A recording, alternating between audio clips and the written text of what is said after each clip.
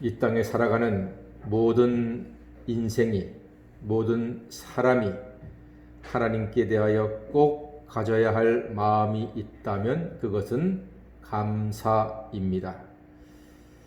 감사가 그냥 감사가 아닙니다. 범사에 감사하는 것입니다. 어떤 사람은 평생 감사를 말하기도 합니다. 그래서 평생 감사라는 책도 있습니다. 그런데 그 평생 감사가 곧 범사에 감사입니다. 범사에 감사해야 하는 이유를 오늘 시편 136편이 기록하고 있습니다. 감사의 대표 시가 시편 136편입니다. 1절 말씀 다 같이 보겠습니다. 시작. 여호와께 감사하라. 그는 선하시며 그 인자하심이 영원하미로다. 아멘. 그렇습니다. 우리는 하나님께 범사에 감사해야 합니다. 누구에게 감사한다고요? 여호와 하나님입니다. 감사는 하나님께 하는 것입니다. 연예인들이 상을 받고 수상 소감을 이야기할 때 어떤 사람은 제일 먼저 하는 말이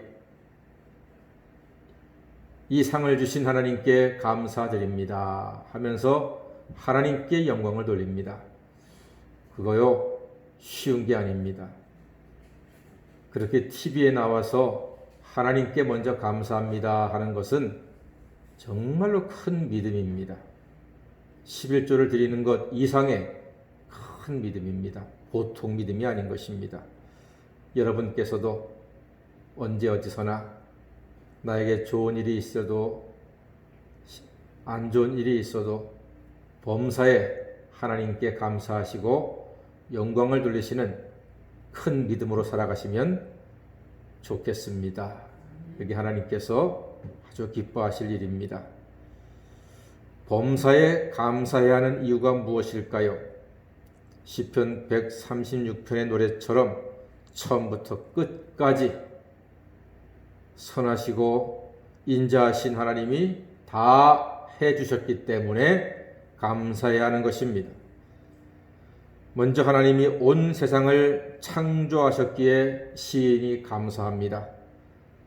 5절부터 9절까지를 읽을 건데요.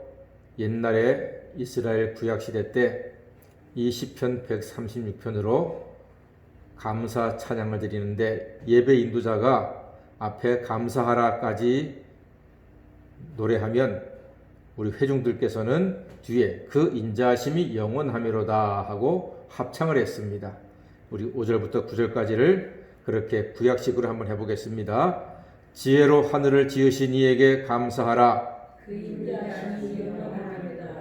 땅을 물 위에 펴신 이에게 감사하라. 그 인자하심이 영원하리로다. 큰 빛들을 지으신 이에게 감사하라. 그 인자하심이 영원하리로다. 해로 낮을 주관하게 하신 이에게 감사하라. 그 인자하심이 영원하리로다. 달과 별들로 밤을 주관하게 하신 이에게 감사하라. 그 인자하심이 영원하리로다. 아멘. 아멘. 창조에 대하여 감사했습니다. 하나님께서 해와 달과 별을 지으시고 땅과 그 위에 있는 모든 과목과 식물들을 지으시고 바다에 있는 모든 물고기들을 지으시고 공중에 나는 새도 지으시고 모든 뛰어다니는 짐승도 지으시고 여섯째 날에는 우리 사람도 지으셨습니다. 이렇게 우리를 창조하시고 이 아름다운 세상에서 살게 하신 하나님께 늘 감사하는, 볼 때마다 감사하고 느낄 때마다 감사하는, 호흡이 있는 동안에 감사하는 영적 감수성이 깨어나는 여러분 되시기를 간절히 소망합니다.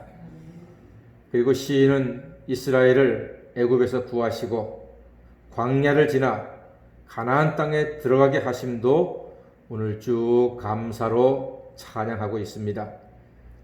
애굽의 장자를 치시고 출애굽의 밤을 통해서 이스라엘 백성들을 구원하신 하나님이십니다. 그리고 이스라엘 백성들이 광야로 들어섰을 때 가장 먼저 만난 홍해를 가르신 하나님을 찬양하며 감사하고 있습니다. 우리 13절부터 14절 두 절입니다. 다 같이 읽겠습니다. 시작. 홍해를 가르신 이에게 감사하라.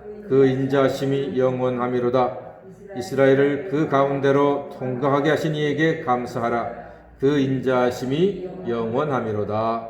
아멘. 인생길에 누구나 홍해를 만날 수가 있습니다. 홍해 같은 절망을 만날 수도 있습니다. 오늘 하나님이 인도하신 하나님의 백성 이스라엘이 홍해도 만났습니다. 하나님이 인도하시는데 어떻게 이런 절망을 만날 수가 있겠습니까? 사람들이 가끔 그렇게 말합니다. 하나님을 예배하는데, 교회에서 충성 봉사하는데 왜 나에게 이런 어려움과 아픔이 생기는가요? 하고 의구심을 가지고 마음 아파할 때가 있습니다. 여러분, 우리에게 이렇게 하나님께서 때로는 절망을 주시는데 그 절망 중에 하나님을 의지하고 하나님께 기도함으로써 하나님의 인도하심과 도우심을 받으라고 그렇게 절망적인 일도 우리에게 주시는 것입니다. 우리가 아프지 않으면 하나님께 기도하나요? 우리가 마음이 힘들지 않으면 하나님께 기도합니까? 나에게 어려움이 없으면 하나님께 기도합니까? 안 합니다. 아픈 일이 있고 힘든 일이 있고 괴로운 일이 하나씩 있어야지만 기도하는 게 우리 인간들입니다. 늘 좋기만 하고 늘 건강하기만 하고 늘 잘되기만 하면요, 내가 잘난 줄 알아요. 하나님을 기억하지 못해요. 그게 좋은 게 아닙니다. 나에게 한 가지쯤 아픔이 있어서 그것 때문에 하나님의 은혜를 구하고 도대체 나의 힘과 능력으로는 할 수 없는 일들이 하나쯤은 있을 때 하나님을 의지하고 바라보고 기도하고 간절히 부르짖게 되는 것입니다. 그런데 그게 은혜입니다. 이스라엘 백성들에게 하나님께서 홍해를 만나게 하셨습니다. 모세가 간절히 기도할 때 홍해는 마른 땅으로 길을 내주고 이스라엘에게는 구원의 바다가 되었습니다. 그러나 하나님을 모르고 하나님의 뜻을 거역한 애국 군대에게는 그 홍해가 심판의 바다가 되고 말았습니다. 인생의 홍해가 와도 하나님께 감사할 때, 하나님께 간절히 기도할 때 하나님이 도우사 마른 땅으로 건너는 놀라운 역사를 체험할 수 있습니다. 다 같이 사방 인생길 막혀도 기도로 여는 하늘길은 남아있다.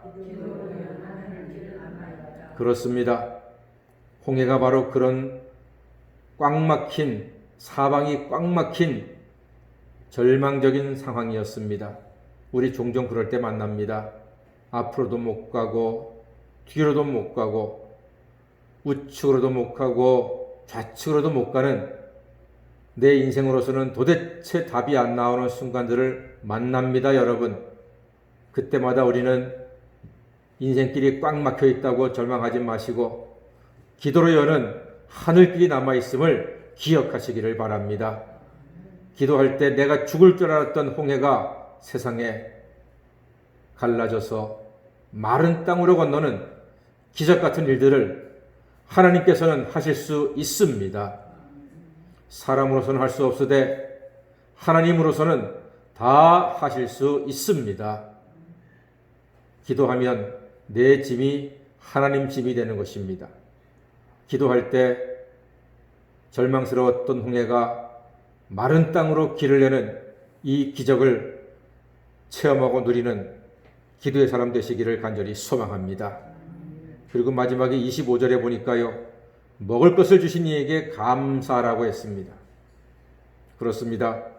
광야에서도 먹게 하신 하나님, 바위를 깨뜨려 물을 나게 하신 하나님, 당신의 자녀를 줄이지 않게 먹여주시고 마시게 하시니 참으로 고맙고 감사한 하나님의 은혜와 축복입니다.